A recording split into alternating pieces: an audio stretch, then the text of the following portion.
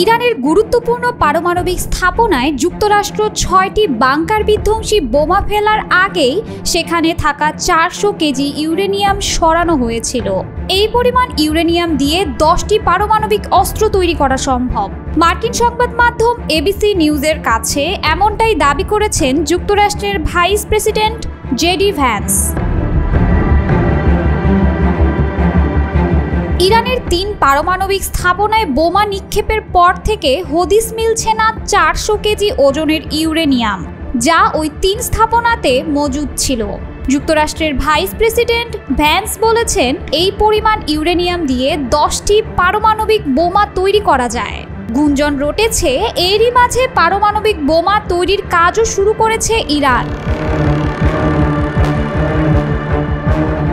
ওই ইউরেনিয়াম ৬০% পর্যন্ত সমৃদ্ধ ছিল বলে জানিয়েছে আন্তর্জাতিক সংবাদ মাধ্যম। পারমাণবিক অস্ত্র হিসেবে ব্যবহার করতে হলে এটি প্রায় ৯০% পর্যন্ত সমৃদ্ধ করা প্রয়োজন। এনডিটিভির প্রতিবেদনে বলা হয়, হদিস নামেলা ইউরেনিয়ামকে ইরানের জন্য শক্তিশালী দর কষাকষির অস্ত্র হিসেবে বিবেচনা করা হচ্ছে, বিশেষ করে তারা যদি যুক্তরাষ্ট্রের সঙ্গে নতুন করে পারমাণবিক চুক্তি নিয়ে আলোচনায় ফিরতে চায়। কেবল যুক্তরাষ্ট্র নয়, ইসরায়েলি কর্মকর্তারাও একাধিকবার দ্য নিউ ইয়র্ক টাইমসের কাছে দাবি করেছে, গত রোববার ফোর্দো, নাতানজ ও ইস্পাহান পারমাণবিক স্থাপনায় যুক্তরাষ্ট্রের হামলার আগেই গোপন জায়গায় ৪০০ কেজি ওজনের ইউরেনিয়াম সরিয়ে ফেলেছে ইরান সরকার। যুক্তরাষ্ট্রের হামলার আগে স্যাটেলাইটের মাধ্যমে তোলা ছবিতে দেখা যায়, ফোর্দো পারমাণবিক স্থাপনার বাইরে সারিবদ্ধভাবে দাঁড়িয়ে আছে ১৬টি ট্রাক। এই স্থাপনা পাহাড়ের ভেতরে তৈরি করা হয়েছে। ক্ষেপণাস্ত্র হামলা থেকে এটিকে সুরক্ষিত বলে মনে করা হয়। হামলার পর স্যাটেলাইট ছবিতে দেখা গেছে, বাংকার বিধ্বংসী বোমার আঘাতে ইরানের ফোর্দো পারমাণবিক স্থাপনার উল্লেখযোগ্য ক্ষতি হয়েছে। তবে তার বাইরে কয়েকদিন আগে যে ট্রাকগুলো দাঁড়িয়েছিল সেগুলোর কোনো অস্তিত্ব নেই। ওইসব ট্রাকের মাধ্যমে ঠিক কী সরানো হয়েছে এবং কোথায় সরানো হয়েছে তা এখনও জানা যায়নি। যদিও যুক্তরাষ্ট্র ও ইসরায়েলের কর্মকর্তাদের দৃঢ় বিশ্বাস, ইরানের প্রাচীন রাজধানী ইস্পাহানের কাছে ভূগর্ভস্থ আরেক গুদামে সেগুলো সরিয়ে নেওয়া হয়েছে।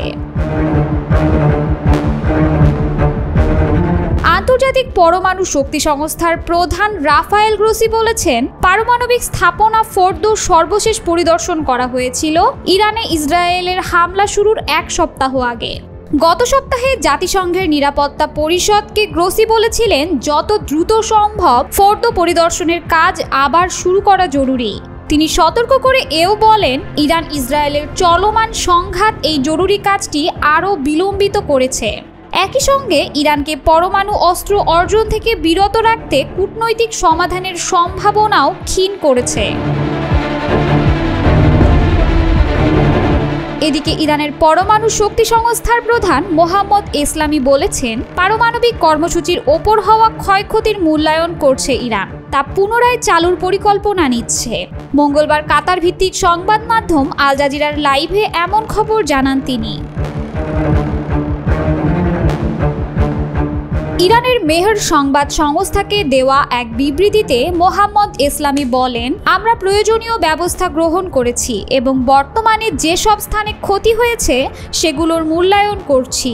তিনি আরও বলেন, পূর্বেই পুনরুদ্ধারের প্রস্তুতি নেওয়া হয়েছিল এবং আমাদের পরিকল্পনা হলো যাতে উৎপাদন বা সেবায় কোনো ব্যাঘাত না ঘটে।